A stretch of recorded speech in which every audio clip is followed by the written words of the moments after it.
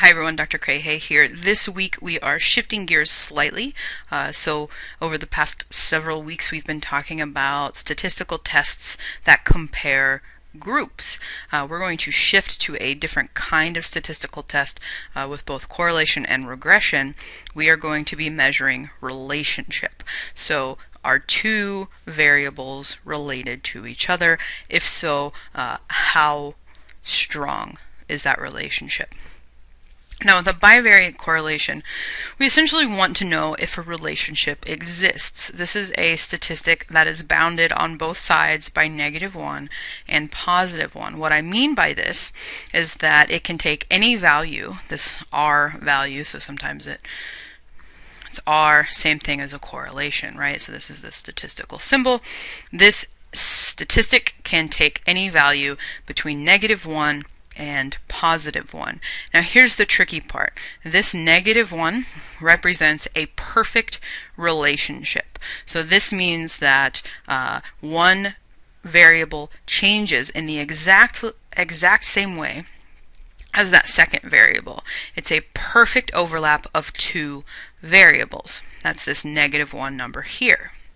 The tricky part is that this number over here, this +1, also represents a perfect relationship.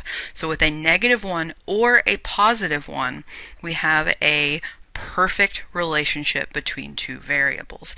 The difference is the direction of that positive relationship. So we have a couple of options here. So say we have an R value, we run a study, we get an R statistic very close to -1. And we'll talk about how to calculate these in just a little bit. But first, say we get a statistic of -1. So here we have our scatter plot. Say we have 0 here, 100 here, 100 here for some set of variables x and y. To get a value of -1, as the values of one variable increase, values of the other will decrease. So this statistic, so this is called a scatter plot. It's one way to visualize data. You might remember it from earlier in the semester. If we ran a scatter plot on data that had a perfect -1 correlation, it would look something like this scatter plot right here. So you can see as x increases, we start down here to 0 to 100, values of y are actually decreasing. That would be R equals -1, a perfect negative relationship. On the opposite end of the spectrum, we have R equals +1. So again here, say we have some x value and some y value that are both scaled 0 to 100. A perfect +1 correlation would look something like this, right? So we have data in just about a perfect upward trend. So here R would equal +1. As values of x increase, so do those values of y. That is a perfect positive relationship. Those are the endpoints of our correlation value. You cannot get an R equals -2. You cannot get an R equals -1.1. You cannot get an R equals -1.2. It has to be within those bounds. We also have this number right smack in the middle, R equals 0. So that is going to signify no relationship. So there is no relationship between our variables x and y. If you were looking at that scatter plot, it might look something like this over here on the far right.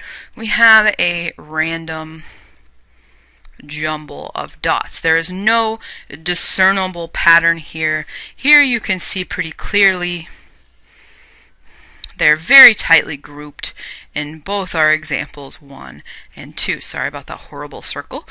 Still learning to draw with this notepad. So we have a range of possibilities from -1 to 1. Now, an R of -1, perfect negative relationship, perfect positive relationship is represented R equals 1, with no relationship there in the middle, R equals 0, represented in the scatter plot by the right. But the value is in the middle of our number line here. Now, as you move away from 0 towards your extremes, you approach a more perfect relationship, right? Here in the middle, though, that's going to represent no relationship. Focusing just right here on these circles again. So say we have a red circle representing the variance of variable x. We have a blue circle representing the variance of variable y. In the middle, we have something called covariance. So co just means together. They're changing together. This overlap represents how much these two variables change together. So it's the covariance of x and y.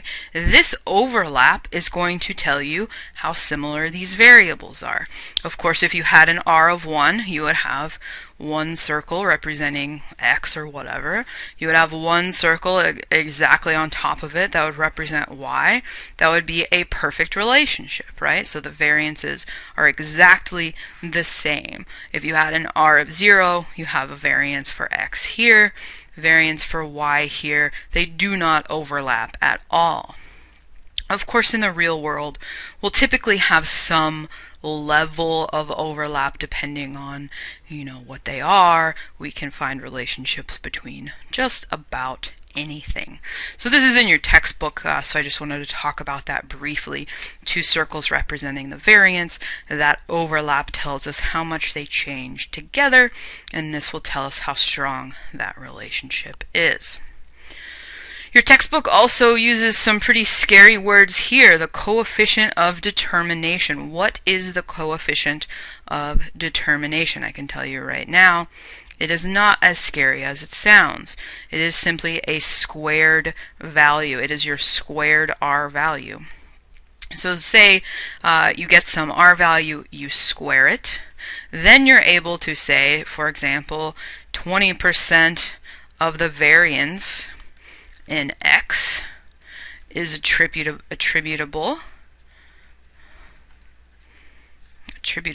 geez, can't spell today, sorry about that, to y, to variance in y, to be more specific. So 20% of the variance in x is attributable, if I could spell correctly, to the variance in y. That is why we square that. This is our effect size for correlation.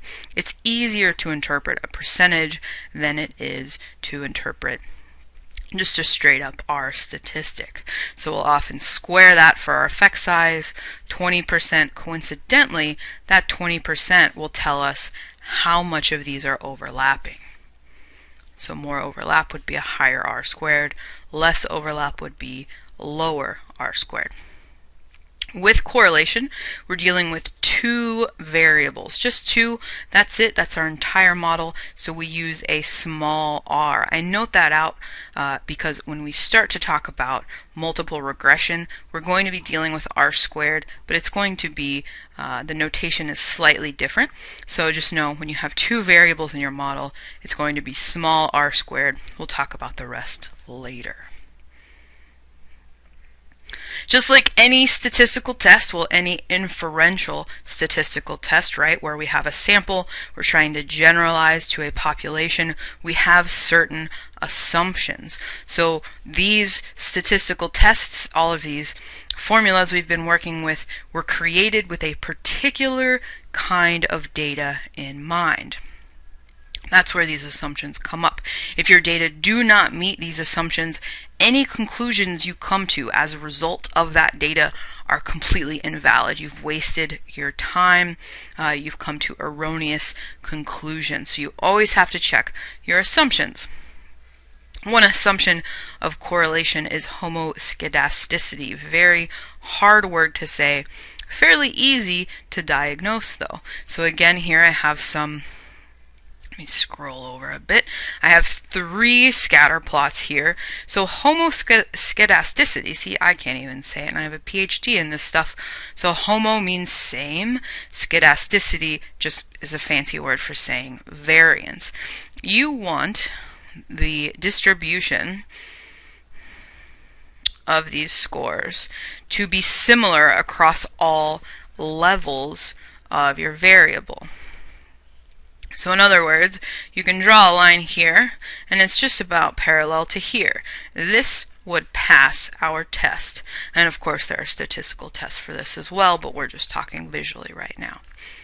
A violation of homoskedasticity would be very tightly grouped data here, but as you move up in values of x, your distribution widens and you start getting really varied responses. So it kind of looks, I don't know, a little bit like a monster there. This would be a violation of, let me draw something different, that x, draw a sad face, how about that? This would be a violation of homoskedasticity. So similarly, if you have a lot of variability here, that then kind of tightens up at the end where you have this weird pattern, and that would be a violation as well. So your first assumption, homoskedasticity. We also have an assumption of linearity here. So all that means is this data needs to be in a straight line. So what correlation is doing is testing how well these line up to a straight line, essentially. So, for example, can you fit a straight line to these data? So I'm trying to draw very quickly here. So can you find one single straight line that represents all of these data points? Well, you know what? That's not too bad. It could be just like that. If, however, your data, let me draw a little smiley face here. Okay, so that passes our linearity check. You could have a situation where your data looks something like this graph in the middle. So if you try to fit one single straight line to this data, you would probably have a pretty difficult time doing that. So you could draw a line right here, and that might work, but you miss this whole section of the data here. So then, you know, maybe a straight line here would work, but it's not one straight line. This data is not linear. This is what we call curvilinear. Curvilinear. Probably misspelling that, so you'll have to forgive me. Curvilinear data. So this data in the middle here does not meet our linearity assumption. It is actually what is called curvilinear. So there are statistical tests that can measure these kinds of relationships. We're not going to talk about them in this course, but you just have to know when you see data like this, it requires a different kind of test. Our last assumption here is normality. So I'm not going to, kind of harp on this because we've done this over and over and over, right? So remember, you've got your bell curve. You want X to be normally distributed. You want Y to be normally distributed. You can check your skew statistic. You can check your kurtosis statistic. There are normality tests that you can do. So hopefully all of that I just said makes sense to you because we've done it with every single statistical test. If not, please do take a second and read normality sections in your book, in this textbook chapter. Now, let's talk briefly about some limitations of correlations. So, of course, you've probably heard this over and over and over, right? So, correlation does not equal causation. Just because two things are related to each other does not mean that one thing causes the other. The only thing that can show you causality is your research design. So, you have to set up a very strictly, tightly controlled study to show causality. A correlation cannot show you that. There's also a problem with outliers. So remember those extreme scores that don't quite fit the rest of the data. You could have outliers in your data that negatively influence your correlation, positively influence your correlation. So say that I have right here on the top, I have this set of data. People are something like this in general. So we have a nice cluster. That's probably a pretty strong correlation there. And so I'm going to draw my line of best fit. And again, your textbook talks more about this kind of stuff, so please do read your textbook in addition to what I'm saying to get a little bit more background. But we have our set of data here. We've drawn our line of best fit. A couple of different things can be happening with outliers. You could actually have an outlier way out here that just happens to fall exactly on your line of best fit. This will artificially increase your R statistic. Now you might think, hey, that sounds fantastic. It's showing that we have a stronger relationship. That's a good thing. But remember, we want to model the real world. This person, for whatever reason, does not fit in with the bulk of the data shown right here. They're still an outlier. So even though it increases your correlation value, it'd probably be best just to cancel that person out, toss them out of the data, and then model these relationships with the typical person. Of course, you could have a situation where you have this nice set of data down here in the lower right. So something like this, we have a pretty decent line. Let me draw that line of best fit real quick. So we have a pretty decent line of best fit there. But what if you had an outlier way down here? You could have an outlier way down here that will artificially decrease your R statistic. So outliers can greatly influence correlation, unfortunately. So you really have to check for them. They can artificially inflate or increase your R statistic, or they can deflate or artificially reduce your correlation. So things to watch out for there. Now, restriction of range, my preference is that you read about this in your textbook, but the general idea is that if you don't give people enough options to respond, so maybe you give a ranking scale, a rating scale, how much do you agree to this on a 1 to 3 scale, that is going to artificially increase your correlation. Really, you want a range that reflects, what the actual range would be in real life, how diverse people are, those kinds of things. So please read up on that in your textbook. Okay, so that does it for our overview of correlation. In the next section, I'm going to talk about calculating this, so calculating this by hand. If you need a break, please take it now. It's an excellent chance for you to do so.